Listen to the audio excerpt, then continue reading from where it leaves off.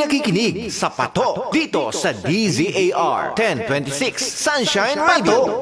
Sa DZAR 1026 Sunshine Radio.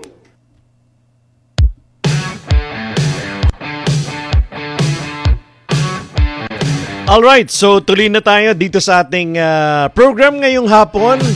Katulad ho ng ating nabanggit, ang ating special guest, kapartner Eileen, happy viewing, happy listening, sit back and relax. At kami muna dito ng ating bisita. As I said earlier, ang CEO and owner at the same time ng Clineco, ang ating special guest, i-welcome natin si Sir Mike Games. Ayan. Sir Mike, magandang hapon and welcome dito sa Patok sa DZAR SMNI Radio.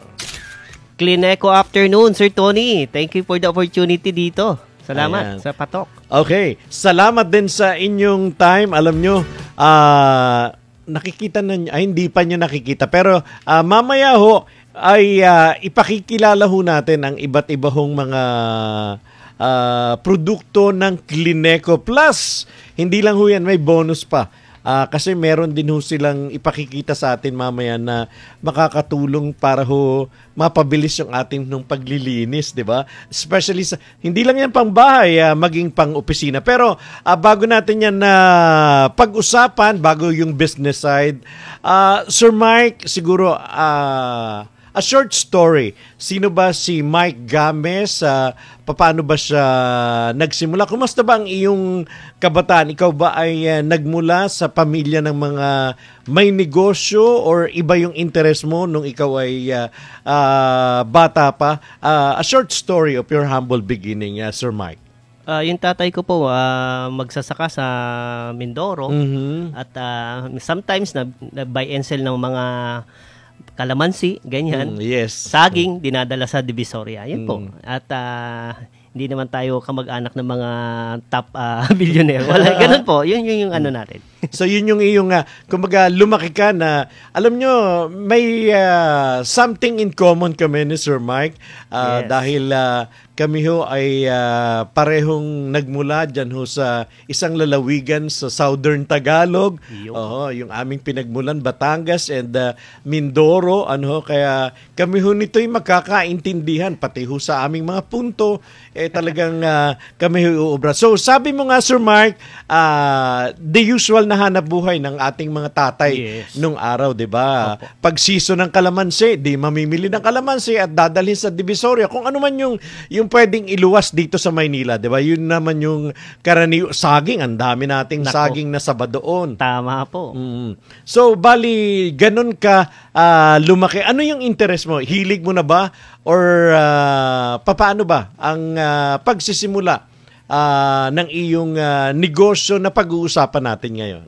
Yung tatay ko nga po, yun, nakita ko yung kanyang sipag, sasaka, pag buy and sell. So, for sure, doon ko nakita yung niya. Influensya ng tatay, ng pamilya. Pamilya. Yes, nung pamilya ko, nung bata pa ako. Pero lately po, nung nagkolehiyo na ako, yung uncle ko naman, si Uncle Jerry Games, siya naman ang nag-influence sa akin paano yung ganitong hanap buhay ko ngayon. Yun po ang parang naging mentor ko sa pag-ninegosyo ng pag-aahente, pagbebenta ng mga vacuum cleaner. Kaya po ang title nga is Laway Lang ang Puhunan. Kasi talaga namang pong full commission lang kami doon, Sir Tony. Wala namang sahod. So yun. Kumbaga, ang kita ay depende dun sa maibibenta mo, dun sa mabibenta mo. Tama po kayo. Yeah. Okay. So, dun nag-start. So, pamilya pa rin na, kasi uncle mo rin yung, kumbaga, parang nag-open ng door. Pero, na-try mo ba bago ka pumasok sa business, Sir Mike, na mag-employ or mamasukan or magtrabaho sa isang kumpanya? Or talagang after ng iyong pag-aaral, negosyo na talaga yung pinasok mo? Yes po, hindi po ako hindi mo naranasan na mamasukan? Hindi po. Kasi pag-graduate ko, ang gusto ng tatay ko kasi, nung bata pa ako, maging engineer ako. Hindi naman ako magaling sa math at mahina naman talaga. Tapos nung nag-college na ako, sabi ni tatay, mag-abroad ka sa Korea, yung factory worker. Pero sabi nung uncle ko, hindi, wag ka na muna, mag-ahente ka na muna ng vacuum cleaner natin. Subukan mo lang for 1 year. So, talagang yung iyong uncle ang parang may malaki talagang impluwensya sa'yo. Kasi kumbaga parang siya yung nag-introduce sa'yo dahil siyempre, ang tatay ay kumbaga parang may ibang rekomendasyon, may gustong tahakin. Pero hindi, kumbaga parang hindi mo siya gusto or paano ba? Bakit tinurn down mo yung gusto ng tatay na mag-abroad or kumbaga mag-engineer? Bakit? Hindi naman tinurn down, kundi yun naman ang nandyan na opportunity. Yun ang nakita ko. Sige, try natin. Sige, try natin. Pero Sir Tony, for 1 year, siguro mga 2003, for 1 year nga po, hindi ako makabenta ng vacuum cleaner na pagkamahal-mahal. So, yung kaya hindi ko nabebenta yun dahil unang-una, hindi ako nagtitiwala sa sarili ko. Ako mismo namamahal sa produkto. Hindi ko inaaral yung product. Parang ganon. Hindi ko siya gusto kasi nga napilitan nga lang ako for 1 year. Parang ganon. Pero after 1 year, sabi ko, Tay, balik na ako dyan sa Mindoro. Tulungan na lang kita dyan. Mag-buy and sell tayo ng palay, kalamansi. Yun pa rin, yung prutas. Tutulungan kita kasi I think, sabi ko, sarili ko, makakatulong ako sa kanya kasi nakapag-aral ako yung parang ganon. Pero hindi, sabi, pag uwi ko ng Mindoro nga, Tay, diyan na ako ha. Sabi niya, hindi, wag ka na, kaya ko na to. Kaya ko pa naman hindi mo na kaya. Balik ka sa Maynila. Kung kaya ng mga uncle mo na yan na maging successful, kaya mo rin. So, balik na nga ako sa Maynila. So, challenge ka ni tatay na, kumbaga, yung gusto mong balikan, sabi niya, kaya niya. So, itong inintroduce sa'yo ni uncle, ang parang sinuportahan ka na rin niya doon sa gusto niya. Totoo. So, parang doon nagsimula ang iyong interest. Medyo very challenging dahil, di ba sabi mo nga, Sir Mike, medyo maging ikaw ay hindi ka pa kumbinsido, mahal, parang ikaw ba'y nagkaroon muna ng training when it comes to selling bago ka, sabi nga, binigyan ng pagkakataon ng iyong uncle? Meron po, may training yan at dyan kami nagkakilala ng aking may bahay na si Andrea. Yun po, kaya hindi po malilimutan yung training na yun dahil dyan kami doon siya na in love sa akin. Kumbaga, maliban doon sa kayo nagkakilala ng iyong partner, yun din yung parang nagbigay sa iyo ng pagkakataon na, sabi nga, mas palawakin pa itong iyong pagiging salesman, kumbaga. Tama po kayo doon, Sir Tony. Ayun. Kailan ba yun? Kailan yun na nagsimula? 2003 po. 2003. 2003. Nag-ahente na ako niyan Tapos nung sabihin mo nang parang naging seryoso na ako sa buhay, June 2004. Ayan. Tapos yun, from there So, a year after. Opo, kasi 1 year nga akong hindi nakakabenta Pero nagki-cleaning na rin po ako noon. Parang yung sumasama sa cleaning, ganyan. Kasi pag sumama ka sa cleaning, syempre, sa uncle ko, may bayad yun. So nauna yung cleaning bago itong mga produkto na ipapakilala natin? Ay, hindi po. Yung sinasabi kong cleaning is parang, ako po yung may sahod. Ako yung cleaners. Ako yung cleaners. Tapos sumasama ako dun, pwede pala maging negosyo. Tapos nagpapasa-pasa na ako ng... Kasi pag nagkanda kami ng demo, sasabihin ng customer namin, Mike, ang mahal naman ng product mo, mag-cleaning ka na lang. Ganun po. Doon nagsimula yung, okay. So, okay lang. Konti-konting kita. Kasi sa commission po, syempre, mas malaki yun dahil malaki yung amount. Pero sa cleaning, 1.5, ganyan. Kung sasama naman ako sa cleaning, 250 to 300 pesos per day. So parang yun yung pinagkakakitaan ko po. Kita mo kung sakasakali. Tama. Ayan. So, dun sa nagtatanong, kasi may nakalagay dito, magkano raw yung puhunan? Di ba? Doon sa title nga natin, laway lang yung puhunan. Siguro, medyo ipaliwanag mo nga yun dahil magkaka-interest talaga yung mga nanonood sa atin. Pag sinabi bang laway lang yung puhunan, usually, yung mga salesman talagang, di ba, kailangan may convincing power ka para mapabili mo yung iyong customer. Totoo po yun, Sir Tony. Kasi maraming gusto magsimula ng negosyo, ang problema, puhunan daw. Pero in reality, napatunayan ko din po at marami pang iba na pwedeng magsimula nang wala ka munang puhunan talaga na cash. Kasi pwede ka man munang mag-reseller. Ganyan, halimbawa, Yes. yung mga, kung small products, Oo. pwede kang pumunta sa kaibigan mo, Mare, pwede ba akong yan? O pare, pwede ko bang ibenta yan? Oo. Parang ganon. Ganon din na nangyari kasi sa akin bilang ahente, wala naman nga akong puhunan nun. Kailangan mo lang mag-training, may effort din. Pero kaya sinasabi nating laway lang puhunan kasi nga, hindi mo kailangan maglabas ng pera. Hindi yung pera ang dahilan para how to start a business. So, magandang point yun, Sir Mike, na may mga business na hindi ka naman kailangang maglabas, especially kung wala kang ang puhunan pwede mong hanapin ano ba yung binanggit mo nga reseller. Simulan natin doon kasi parang mas mabavalue mo na pinagdaanan mong lahat yun, yung mga ganong bagay.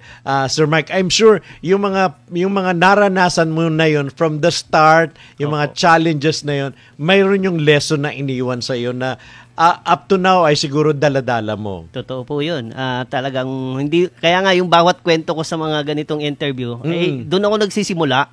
Kasi yun yung hindi mo malilimutan na pinagsimulan mo, wala kang kasi syempre kung kumikita ka na dahil nag-ahente ka, laway lang puhunan, pero dapat yung pera mo naman, i-reinvest mo din yun sa business mo. Okay. Or reinvest yourself para matuto pa, mas marami ka pang matutunan sa pagbebenta, sa pagbi-business. So, invest pa rin yung sarili.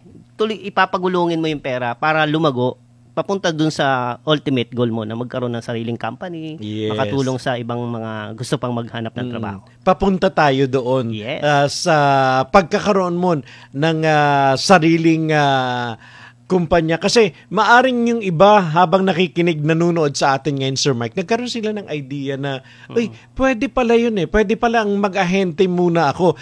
Meron bang nag-o-offer doon sa mga wala pa talaga, as in totally wala silang knowledge about selling?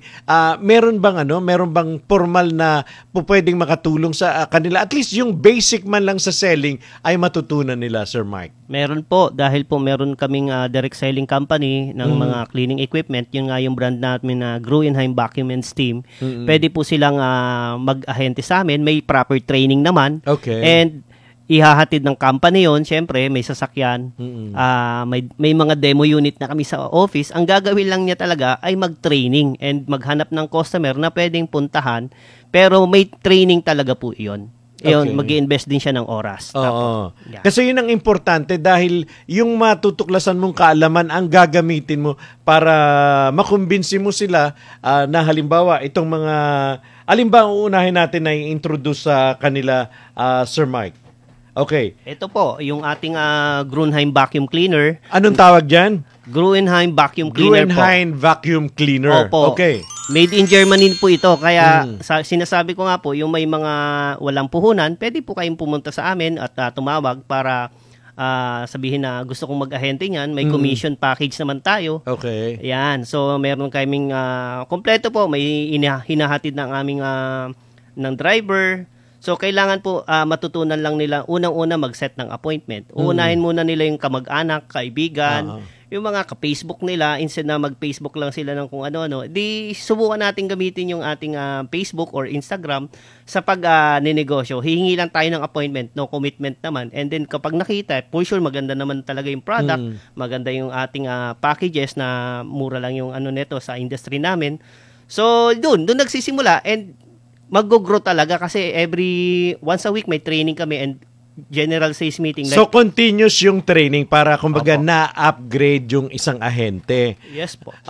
Okay. So, yan ay perfect hindi lang sa opisina, sa tahanan. Kasi nga, di ba, kailangan nating malinis, Sir Mike. So, kung yan ang makakatulong sa kanila, di maaari nilang gamitin. Like, etong hawak mo, kasi kanina, vacuum cleaner yung nauna mong itinaas. Ito namang isang hawak mo ngayon. Ito po yung ating latest technology na steam cleaning system.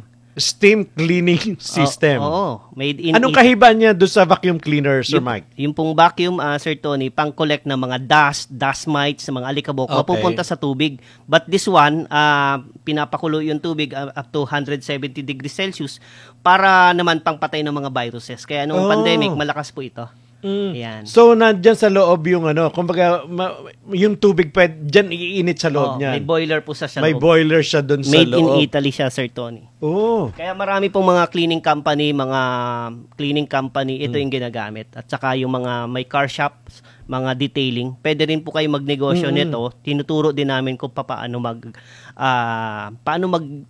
cleaning business, pwede rin silang mag-franchise, which is alam ko mamaya natin pag-usapan. Ayan, pupunta tayo dyan na Sir Mike. So, ibig sabihin, itong dalawang nauna nating, yung vacuum cleaner at itong steam cleaner na huli mong ipinakita, these are all beneficial do sa mga may car wash ngayon kasi, di ba, yan ang isa sa mga pangunahin nilang kailangan para totally malinis nila yung sasakyan. So, hindi lang kahit sa bahay, di ba? Doon sa mga sofa natin na may alikabok, yung mga sulok-sulok na hindi maabot ng walis, makakatulong yan. Opo, yung mga mancha kasi hindi kaya ng mga ordinary vacuum. Kaya po, itong dalawa nito is a best complement para mag-shampoo or tinatawag namin deep cleaning shampooing, ganyan.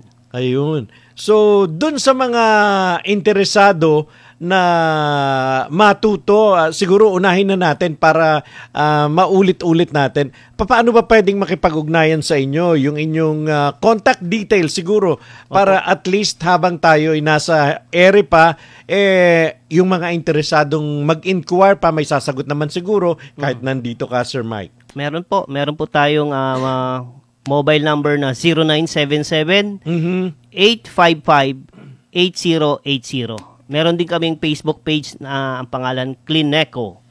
Or dun sa Clineco kasi pwede silang mag-reseller ng mga products namin na ito mga reseller natin.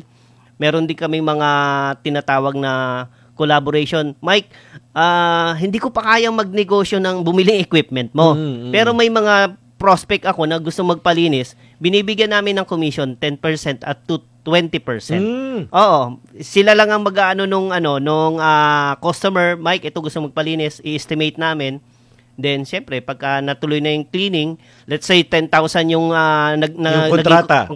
20% siya, may 2,000 siya na isi-send namin sa GCash or ganun lang po, sistema. Walang puhunan. Laway lang. As in laway lang yung puhunan talaga. So, yun ho yung ibig sabihin, bakit ba laway lang yung puhunan? Kumbaga, hahanap ka lang ng customer. Kumbaga, siguro i-introduce mo, ito ho yung benepisyo, ito ho yung maitutulong nito hong aming vacuum cleaner at kung sakali nagkasundo kayo, sige nga, gusto kong makita yon. So, ayun na, doon na papasok yung kanilang komisyon, kumbaga, and meron pang ibang produkto na kung medyo parang nabibigatan sila, baka hindi nila. So, pwedeng ito namang mga produkto na ito ang kanilang ibenta or i-introduce para just the same, may commission din sila, Sir Mike. Tama po kayo, dun Sir Tony, dun sa baba, yung kanina, cleaning service, parang binibenta nila yung negosyo ng cleaning service. Yes. Ito naman isa, products naman.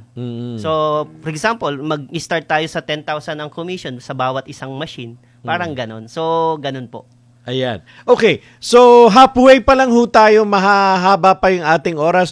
Kung may gusto ho kayong itanong, kung mayroon ho kayong mga messages dyan na gusto hong ipaabot natin kay Sir Mike, sige po, feel free, i-message nyo lang ho kami dito ho sa aming website. Babasahin ho natin yan mamaya. Magbe-break lamang ho tayo. Sandaling-sandali. 31 minutes po makalipas ang 1:00 ng hapon. Babalik pa rin po ang Patok